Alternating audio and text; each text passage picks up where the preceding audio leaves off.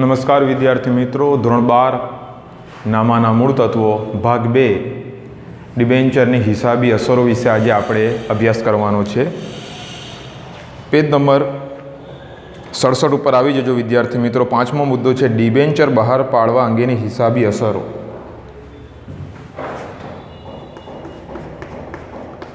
Debenture બહાર પાડવા અંગેની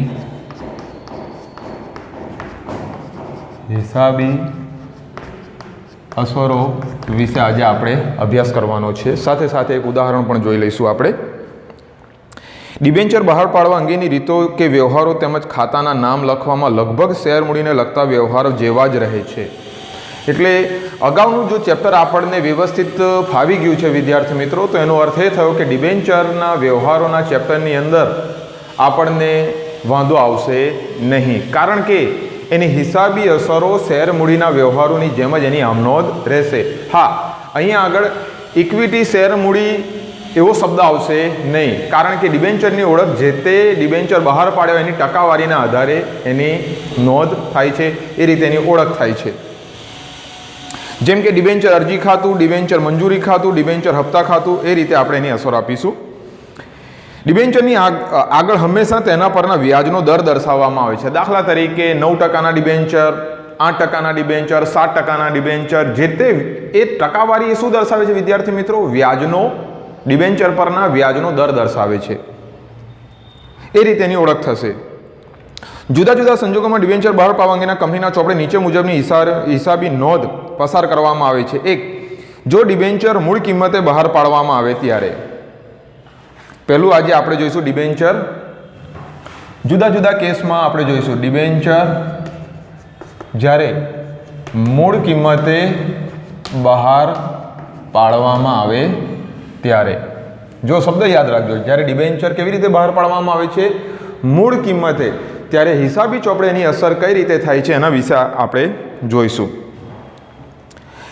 તો વિદ્યાર્થી મિત્રો, સિમ્પલ એક આમનોંધ આપણે અગાઉના ચેપ્ટરમાં શીખી ગયા શેર મૂડીની અંદર કે જ્યારે શેર બહાર પાડવામાં આવે કે ડિબેન્ચર બહાર પાડવામાં આવે ત્યારે એક વસ્તુ નિશ્ચિત છે, પૈસા આવે એટલે બેંક ખાતે ઉધાર. ત્યાં આગળ આપણે ઇક્વિટી શેર અરજી ખાતે જમા લખતા હતા, જ્યારે અહીં આગળ જે તે ટકાવારીના ડિબેન્ચર અરજી ખાતે આ શબ્દ આપણે વાપરીશું. ત્યારબાદ ડિબેન્ચર અરજીના નાણાં ડિબેન્ચર ખાતે લઈ જવામાં આવે ત્યારે. તો જે તે ટકાવારીના ડિબેન્ચર અરજી ખાતે ઉધાર, તે જે તે ટકાવારીના ડિબેન્ચર ખાતે. અહીંયા અરજી શબ્દ આવશે નહીં. આ બાબત ધ્યાનમાં રાખવાની છે તમારે. હવે એક કંપનીએ 100ના એક એવા 9%ના 8,000 ડિબેન્ચર બહાર પાડ્યા. તેના પરથી રકમ એક સાથે અરજી વખતે મંગાવવામાં આવી હતી. તો આની અસર આપી હોય આપણે, તો વિદ્યાર્થી મિત્રો સિમ્પલ છે, આપણી પાસે અહીં આગળ આમનો તો છે જ. તો હવે સીધી અસર આપણે અહીં આગળ આપી દઉં છું. તમે જોજો, 8,000 શેરની સંખ્યા છે, 100 એની મૂળ કિંમત છે, એટલે 8 લાખ રૂપિયા આવ્યા હશે. હવે જે તે ડિબેન્ચરની ટકાવારી અહીં આગળ આપણને આપી છે. ડિબેન્ચર કેટલા ટકાના છે? 9% એનો વ્યાજનો દર છે, એટલે 8 લાખ જમા જ્યારે નાણાં મળે ત્યારે. હવે એ જ નાણાં આપણે ડિબેન્ચર ખાતે લઈ જઈએ એટલે 8 લાખ.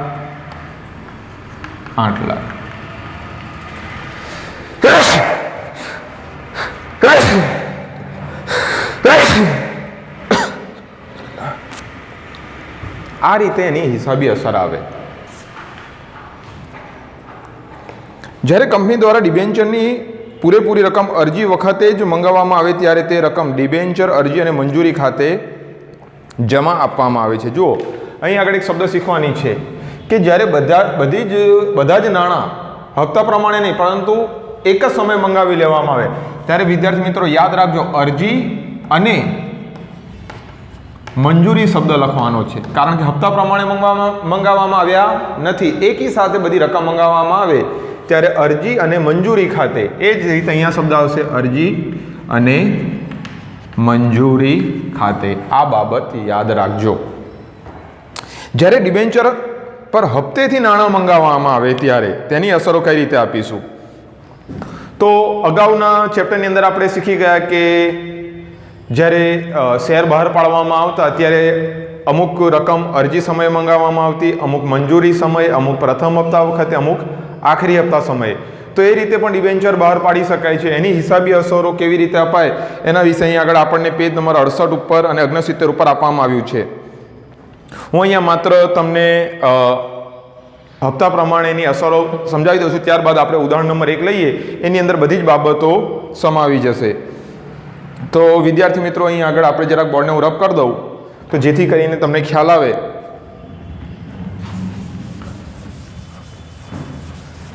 સૌ પ્રથમ ડિબેન્ચરની અંદર તમારે આમનોંધની જેમ એક માળખું તૈયાર કરી નાખવાનું રહેશે.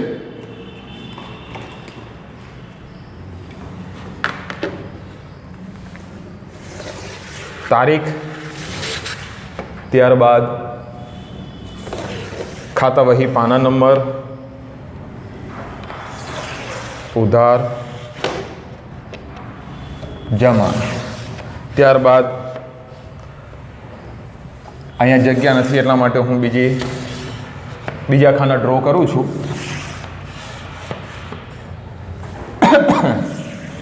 યાદ રાખજો, કોઈ પણ મોટો દાખલો પૂછાવાનો નથી. 3 ગુણની અંદર વિભાગ C ની અંદર 2 દાખલા તમને પૂછવામાં આવશે. બંને દાખલા સરળ જ હશે, એ બાબત પણ ધ્યાનમાં રાખજો. પાઠ્યપુસ્તક આધારિત જ આપણું પેપર સેટ થતું હોય છે. કાં તો ઉદાહરણમાંથી કાં તો સ્વાધ્યાયમાંથી પૂછવામાં આવતા હોય છે. સૌપ્રથમ જેના ચોપડે આપણે ડિબેન્ચરના વ્યવહારો લખતા હોય એના ચોપડે અહીંયા એનું નામ લખી દઈએ, ચોપડે આમનોંધ. મથાળું જરૂરી છે વિદ્યાર્થી મિત્રો. ત્યારબાદ તારીખ, વિગત, ખાતા વહી પાના નંબર, ઉધાર, જમા. આમનોંધનું માળખું તો બધા વિદ્યાર્થીઓને યાદ જ છે. હવે પહેલી આમનોંધ આપણે પસાર કરીએ છીએ કે જ્યારે અરજીના નાણાં મળે ત્યારે. તો વિદ્યાર્થી મિત્રો, આપણને ખબર જ છે કે જ્યારે અરજીના નાણાં મળે ત્યારે આપણી બેંક સિલક વધે, પૈસા આવે એટલે બેંક ખાતે ઉધાર. તે જે તે ટકાવારીના ડિબેન્ચર અરજી ખાતે. બાબત જે ડિબેન્ચર ના નાણાં અરજી સમયે મળ્યા તેના.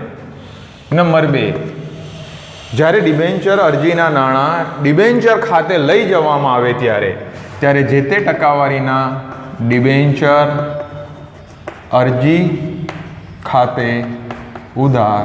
તે જે તે ટકાવારીના ડિબેન્ચર ખાતે. દરેક હપ્તાની 2 આમનોંધ આવે. ત્યારબાદ નંબર 3, હા, જો કોઈ જગ્યાએ વધારાની અરજીઓ આવી હોય અને નામંજૂર કરીને પરત કરવાની હોય તો અગાઉની જેમ જ તે બેંક ખાતે જમા આવે. જો વધારાની અરજીઓ નામંજૂર કરવામાં આવે ત્યારની વાત છે. નામંજૂર કરેલ અરજીઓના નાણાં અરજદારોને પરત કરવામાં આવે ત્યારે એની નોખી અસર આપી હોય તો પણ આપી શકીએ છીએ. સંયુક્ત આમનોંધ આપી હોય તો પણ આપણે આપી શકીએ છીએ. અસત સ્વીકારેલી અરજી પરના વધારાના નાણાં મંજૂરી ખાતે લઈ ગયા ત્યારે એની આમનોંધ વિદ્યાર્થી મિત્રો આપે છે. 9% ડિબેન્ચર અરજી ખાતે ઉધાર. તે 9% ડિબેન્ચર મંજૂરી ખાતે. વધારાના નાણાં મંજૂરી ખાતે લઈ જવામાં આવે ત્યારની અહીં આગળ આમનોંધ આવી છે. ત્યારબાદ વિદ્યાર્થી મિત્રો આગળ જોઈએ, જ્યારે મંજૂરીની રકમ લેણી થાય ત્યારે. હવે આ તો 1 હપ્તો થઈ ગયો. હવે અહીં આગળ તમારી જાણ શરૂ લખી દઉં છું. આ છે અરજી સમય. હવે 2 આમનોંધ આવશે આપણી સામે વિદ્યાર્થી મિત્રો. મંજૂરીના સમયે મંજૂરીના હપ્તા. તો કે પહેલાં તો ઠરાવ પસાર કરવો પડે બોર્ડ ઓફ ડાયરેક્ટરની મિટિંગમાં કે ભાઈ આટલા નાણાં આપણે ડિબેન્ચર સમય લેવાના છે ત્યારે. તો જે તે ટકાવારીના ડિબેન્ચર મંજૂરી ખાતે ઉધાર. તે જે તે ટકાવારીના ડિબેન્ચર ખાતે ત્યારબાદ મંજૂરીની રકમ મળે ત્યારે આપણે લખીશું બેંક ખાતે ઉધાર તે જે તે ટકાવારીના ડિબેન્ચર મંજૂરી ખાતે.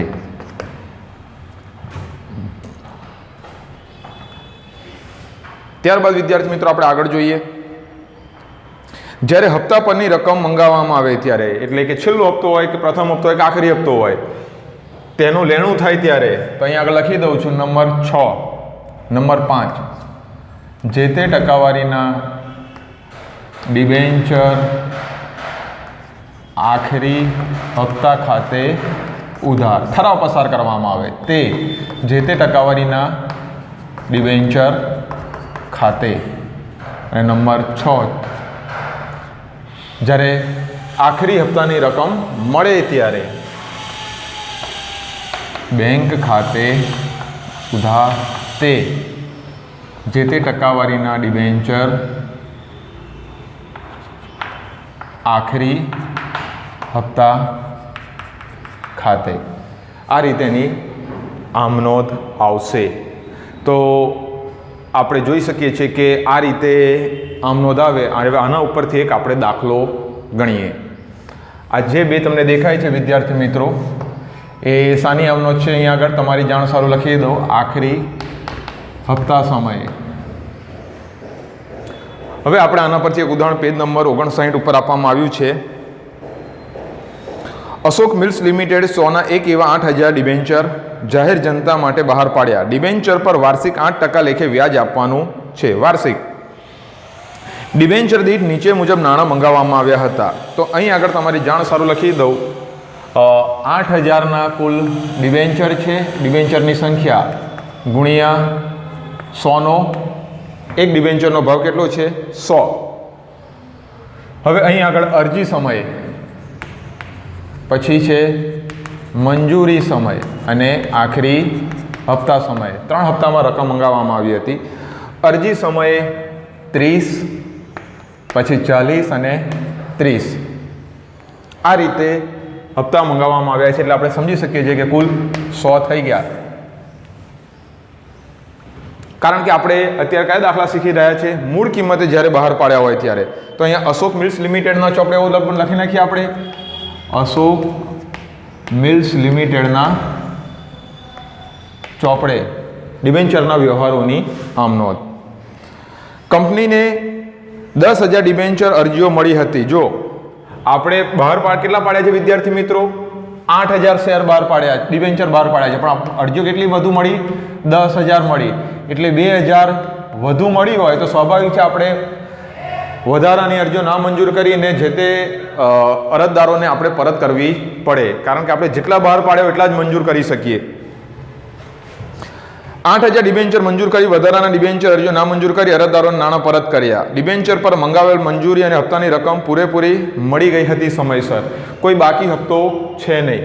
તો વિદ્યાર્થી મિત્રો, જ્યારે ડિબેન્ચર હોલ્ડરોએ આપણા એકમની અંદર રોકાણ કર્યું હશે ત્યારે આપણા બેંક ખાતામાં કેટલા રૂપિયા આવ્યા હશે એની આપણે નોંધ આપવા જઈ રહ્યા છે. કે જ્યારે નાણાં અરજી સમય મળે ત્યારે વિદ્યાર્થી મિત્રો યાદ રાખજો, 10,000 ધ્યાનમાં લેવાય. કારણ કે 10,000 લોકોએ શેર ખરીદ્યા છે. 10,000 આપણા ડિબેન્ચર છે.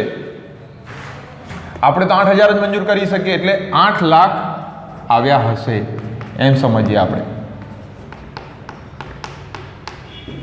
હવે વિદ્યાર્થી મિત્રો, આપણે ડિબેન્ચરની ઓળખ, કેટલા ટકાના ડિબેન્ચર છે અહીંયા આગળ સ્પષ્ટ આપ્યું છે. 8%ના ડિબેન્ચર અરજી ખાતે જમા 8 લાખ. પરંતુ અહીં આગળ લખીશું હવે બીજી આમનોંધ, જ્યારે ડિબેન્ચર અરજીના નાણાં ડિબેન્ચર ખાતે લઈ જવામાં આવે ત્યારે, તો 8%ના ડિબેન્ચર અરજી ખાતે ઉધાર, ત્યારે આપણે લખીશું 8 લાખ. હવે અહીંયા તમારે સમજવાની જરૂર છે, આપણા ડિબેન્ચરની સંખ્યા છે 8. વધારાની અરજી આપણે જે નામંજૂર કરીશું તે શું લખીશું? બેંક ખાતે. સોરી, અહીંયા આગળ આપણે 10,000 ગુણ્યા 100 એટલે 10 લાખ આવશે. અને આપણે 8%ના ડિબેન્ચર એટલે આપણે મંજૂર કેટલા કરી શકીએ? 8 લાખ. વધારાની 2,000 અરજીઓ આવી છે, 2,000 ગુણ્યા 100 એટલે 2 લાખ. એ આપણે જે તે અરજદારોને પરત કરવાના થાય, એટલે બેંક ખાતે અહીંયા તમારી જાણ સારું લખી દો, 2000 વધારાની અરજીઓ નામંજૂર કરી નાણાં પરત કર્યા તેના. તો બે નોંધ આવી ગઈ વિદ્યાર્થી મિત્રો, એક જ્યારે નાણાં મળે છે ત્યારે, અને જ્યારે આપણે ડિબેન્ચર ખાતે લઈ ગયા અને વધારાની અરજીઓ નામંજૂર કરીને પરત કરી તેની હિસાબી ચોપડે આ રીતે એની અસર આવે. હવે વિદ્યાર્થી મિત્રો મંજૂરી સમયે, સોરી અહીંયા આપણી ભૂલ છે, ભાવ કેટલો છે 30 છે અને અહીં આપણે 100 લઈ લીધું છે. 30 એટલે 3 લાખ, 10,000 ગુણ્યા 30, 3 લાખ, 3 લાખ, 3 લાખ. અહીંયા અરજી સમયનો ભાવ ધ્યાનમાં લેવાય. ભૂલથી આપણે મૂળ કિંમત 100 જે હતી એ એકી સાથે લઈ લીધા, એકી સાથે નથી લેવાના, અરજી સમયની આમનો છે એટલે 30 ધ્યાનમાં લેવાય.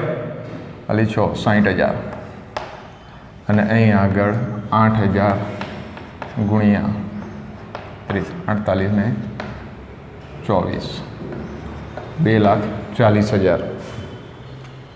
આ રીતે એની હિસાબી અસર આવશે. હવે આપણે ધ્યાનમાં લઈએ છીએ મંજૂરી. મંજૂરી સમયનો ભાવ કેટલો છે 40. આપણા ડિબેન્ચરની ઓળખ છે 8% ડિબેન્ચર મંજૂરી ખાતે ઉધાર. હવે અહીં આગળ આપણે ધ્યાનમાં લેવાના 8,000 જે શેર બહાર પાડ્યા હોય તે જ. મંજૂરી સમયનો ભાવ છે 40, 8 ચોક 32, 3,20,000 રૂપિયા આવશે મંજૂરી સમય. આપણે ઠરાવ પસાર કર્યો. હવે મંજૂરી સમય આપણને જેટલા હતા એટલા જ મળી ગયા છે, કારણ કે સ્પષ્ટ કીધું છે મંજૂરી સમય અને આખરી હપ્તા સમયે સમયસર બધી રકમ મળી ગઈ હતી 40, એટલે સેમ રકમ આવશે 3,20,000, 3,20,000. કોઈ બાકી હપ્તો નથી. બાકી હપ્તો હોય તેની પણ અસર આપવી પડે અહીં આગળ, પણ એવું કોઈ ઘટના બનતી નથી.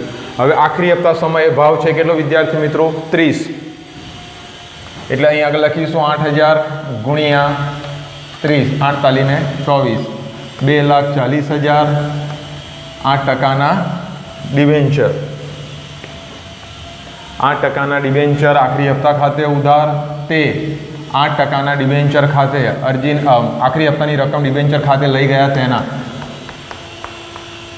ઠરાવ પસાર કરીને આપણે અસર આપતા હોઈએ છીએ. નાણાં લેણા થયા તેના, આખરી હપ્તાની રકમ લેણી થઈ તેના.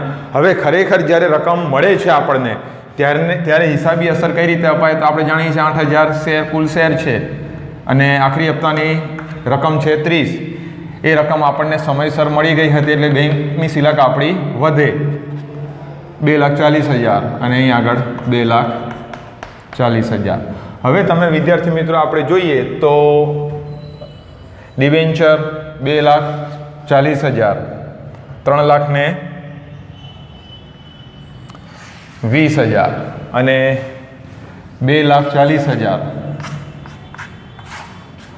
આ ત્રણનો સરવાળો આપણે કરીએ વિદ્યાર્થી મિત્રો તો કેટલો થઈ જાય જાણો છો તમે? 8,000 ગુણ્યા 100 એટલે 8 લાખ થઈ જાય. જોઈએ કઈ રીતે. 2,40,000 અરજી સમય મંગાવ્યા આપણે, મંજૂરી સમયે 3,20,000 આવ્યા અને આખરી હપ્તા સમયે 2,40,000 આવ્યા. આપણે બધી રકમ એકી સાથે નથી મંગાવી, આપણે બધી રકમ એક સાથે મંગાવી નથી એટલે અહીં આગળ 10 વધી પડી 1, 3 ને 3 6 ને 2 8. આ રીતે એની હિસાબી અસર આપવામાં આવે છે. બંને બાજુના સરવાળા નોર્મલી હંમેશા સરખા જ થાય. આપણે જાણીએ છીએ તે પ્રમાણે 17,20,000, 17,20,000 કુલ સરવાળા કરી દેવા, કારણ કે ત્યાં પણ બોર્ડની પરીક્ષામાં એક ટીક માર્ક લખેલી હોય છે તો આ બાબત ચૂકાઈ ન જાય એનું ખાસ ધ્યાન રાખજો. યાદ રાખજો વિદ્યાર્થી મિત્રો, આ એક બેઝિક ટર્મ્સ છે, ફંડામેન્ટલ થિંગ્સ આપણે અત્યારે ભણી રહ્યા છીએ. પરીક્ષા લક્ષી દાખલાઓ શરૂ થશે હું ત્યાં તમને યાદી આપી દઈશ કે વિદ્યાર્થી મિત્રો આ દાખલો ફરજિયાતપણે પરીક્ષામાં પૂછાવા પાત્ર બને છે. કારણ કે અગાઉની બોર્ડની પરીક્ષામાં કેવું હોય કે અમને એ બાબતનો ખ્યાલ હોય છે કે કયા પ્રકારના દાખલા બોર્ડની પરીક્ષામાં અવારનવાર પૂછાતા હોય છે. પ્રીમિયમથી બહાર પાડવામાં આવે મૂળ કિંમતે પરત કરવામાં આવે, મૂળ કિંમતે બહાર પાડવામાં આવે, પ્રીમિયમથી પરત કરવામાં આવે. તો પ્રીમિયમથી બહાર પાડવામાં આવે અને પ્રીમિયમથી પરત કરવામાં આવે તો એવા દાખલાઓ આવશે આપણે જે બોર્ડની પરીક્ષા લક્ષી છે. પણ એ દાખલા શીખતા પહેલાં પાયાની મૂળભૂત બાબતોનો ખ્યાલ તમને હોવો ખૂબ જ જરૂરી છે. તો આ બધી પાયાની મૂળભૂત બાબતો છે. હજુ પરીક્ષા લક્ષી દાખલાઓ આપણા શરૂ થયા નથી પણ થશે આવનારા દિવસોમાં. તો ધીરે ધીરે ઘરે બેસી અને આ બધી આમનોંધોની અસરો કઈ રીતે થાય છે એના વિશે જરાક મનોમંથન કરતા રહો તમે અને વ્યવસ્થિત એને તૈયારી કરતા રહો જેથી કરીને તમારા 6 માર્ક જવા ન જોઈએ. જે તમારે વિભાગ C ની અંદર વિદ્યાર્થી મિત્રો 2 દાખલા તમને 3 ગુણના પૂછાશે એ હું તમને કહી દઈશ કે આ જ જગ્યા પરથી તમને પૂછવામાં આવશે. પરંતુ જ્યાં સુધી તમને પાયાની બાબતોમાં વ્યવસ્થિત ખ્યાલ નહીં આવે ત્યાં સુધી તમને એ દાખલાઓની અંદર તમે ગોટાળે ચડી શકવાની પૂરેપૂરી શક્યતાઓ રહેલી છે. જો કે દાખલાઓ છે સરળ પરંતુ તમે જાણો છો એ પ્રમાણે કોઈ પણ વ્યક્તિ પ્રેક્ટિસથી પરફેક્ટ બનતો હોય છે. જેટલી મેક્સિમમ પ્રેક્ટિસ કરતા રહેશો તેવું તમે સારું રિઝલ્ટ પ્રાપ્ત કરી શકશો.